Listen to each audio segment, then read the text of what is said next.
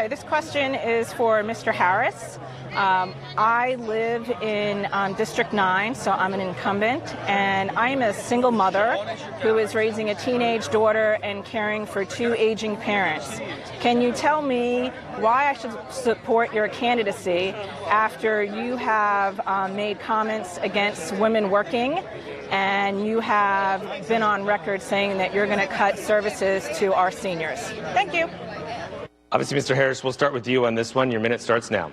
Well, I appreciate her raising that question, because the reality is that this is another part of the overall strategy that has been exercised by the Democratic Party and by those that are supporting my opponent.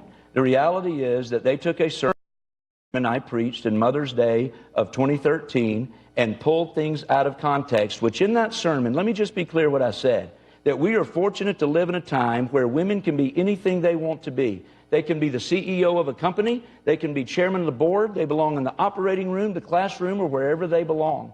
But it is important to also understand it was Mother's Day of 2013, and when God blesses that woman with a child, her motherly instincts kick in. That doesn't mean that her career ends, nor did I suggest that, but it simply made it clear that her motherly instincts kick in, and everything she does from that point forward, from the operating room to the boardroom, is in the best interest of the child.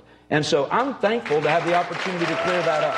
And if anybody wants to attack my faith for actually preaching what was in the Bible, then I'm certainly willing to stand and answer that as well. Mr. McCready, your minute starts to now. Well, let's look at Mark Harris's own words. And this is not an attack on your faith, Mark. I'm a Christian too. But I believe that men and women are each created in God's image. Men and women are equally valuable and equally capable. And it's past time that women had a seat at the table. Mark has said, he called women, quote, servant lovers.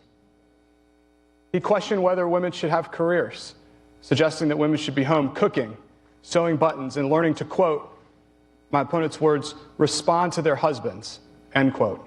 I think those words speak for themselves. If he's done, you get 30 seconds. Once again, let me set the record straight for all the misleading statements. He's now jumped to a second sermon that the left-wing media wrote, and that was the Ephesians passage on Ephesians chapter 5. It says, wives, submit yourselves unto your husbands as unto the Lord, for the husband is the head of the wife, even as Christ the head of the church. Follows up with, husbands, love your wives, even as Christ loved the church and gave himself for her. In that message, I made it perfectly clear that every wedding I have done for 30 years, you can check the tapes, that I say if the couple wants that passage used, I speak the first part, but I'll also stop and say to the husband, but here's how that really works. All right, Mr. Harris, we got to wrap.